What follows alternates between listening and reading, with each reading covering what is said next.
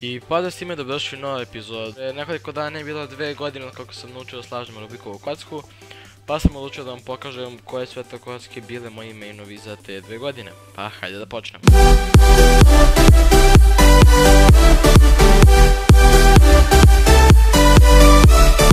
Ok, na samom početku kocka sa kojom je sve počelo jeste Stickerless Dayan Zenchi.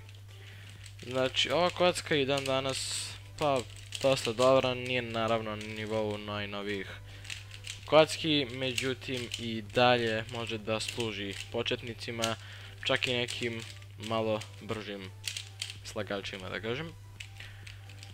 Ova kocka je bila moj main od aprila 2015. pa sve do jula 2015. također.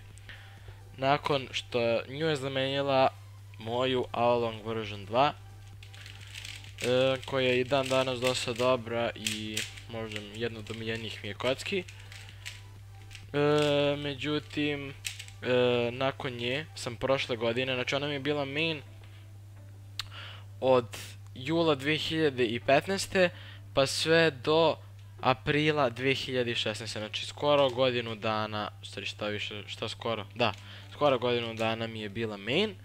I nakon nje na scenu je došla Gens 356, koju sam i koristio na svom prvom i za sada jedinom takmičenju. Kocka je i dalje dobra, međutim, kao što vidite, tu su i dve bolje od nje. I da, nisam dobio jedan stav 20 solv na takmičenju, niti s ovom kockom, niti inače.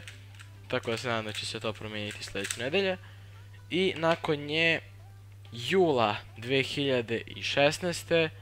je stigla moju premium Along version 2, koja uopšte nije dugo bila main, bila je dovoljno dugo samo da je breakinujem. I odmah nakon nje je na scenu došla moju Weilong GTS, koja je bila main sve od septembra 2016. pa do januara 2017. Znači 3-4 mjeseca. Ovu kocku i dalje dosta volim, kao što vidite malo mi je naprsla ovdje, ispala mi je bila.